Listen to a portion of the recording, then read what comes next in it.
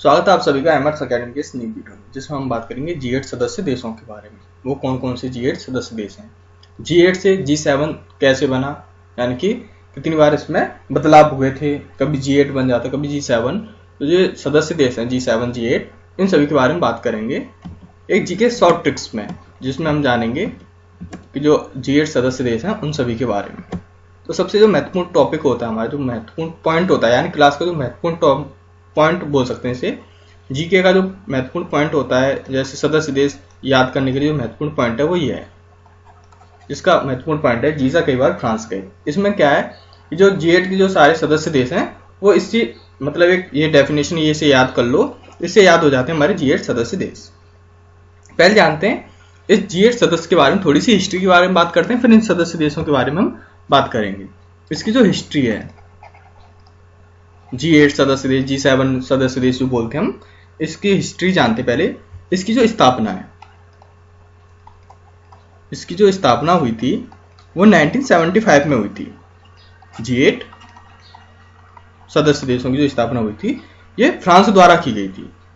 इसकी जो स्थापना जो की गई थी ये फ्रांस द्वारा की गई थी G8 सदस्य देशों की। पूर्व में इसे, जो पूर्व साइड है, इसे पूर्व में इसे G7 के नाम से जाना जाता था, लेकिन इसे 1997 में यानी 1997 में रूस जो है इसका सदस्य देश बना दिया गया।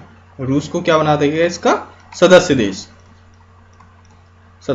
बना दिया गया, जिससे G7 की जगह क्या हो गए G8, यानी कि इसके जो ये G8 नाम से जाने लगा, यानी G8 सदस्य देशों के नाम से। पहले G7 था, 1997 में इसमें क्या हुआ, रूस को शामिल कर दिया गया, जिससे G8 के नाम से बोलने जाने लगे। इसकी जो स्थापना की गई थी, G8 जो सदस्य देश हैं इनकी जो स्थापना की गई थी फ्रांस द्वारा की गई थी 1975 में। ठीक है, तो फिर इसके बाद क्या हुआ, लेकिन 2014 में रूस को हटा दिया। यहाँ पे लिखते हैं हम, एक मिनट। 2014 में क्या हुआ, 2014 में क्या हुआ, रूस को क्या कर दिया, हटा दिया। रूस को क्या कर दिया, हटा दिया, जिसके बाद इस जो ग्रुप का नाम है वो G7 पड़ गया। इस जो ग्रुप का नाम है, फिर इसके बाद जब रूस को हटा दिया 2014 में, तो इसका जो नाम है वो फिर से G7 हो गया। तो जानते हैं इन सभी के बारे में, वो कौन कौन से G8 सदस्य देश हैं। तो इसकी जो ट्रिक्स है वो थी जीसा कई बार फ्रांस गए। तो जानते हैं कौन कौन से सदस्य। जी मतलब जर्मनी, यानी कि जर्मनी जो कि G8 सदस्य देश का एक देश है, एक ग्रुप का एक हिस्सा है जर्मनी। जा से मतलब जापान, और क मतलब कनाडा, यानी ये तीन सदस्य देश हो गए G8 के, जर्मनी, जापान और कनाडा। जापान और कनाडा। फिर इसके बाद आता हमारा ई मतलब इटली, और बा मतलब ब्रिटेन, र मतलब रूस, और फ्रांस मतलब फ्रांस, आई मतलब अमेरिका। ये थे हमारे G8 सदस्य देश।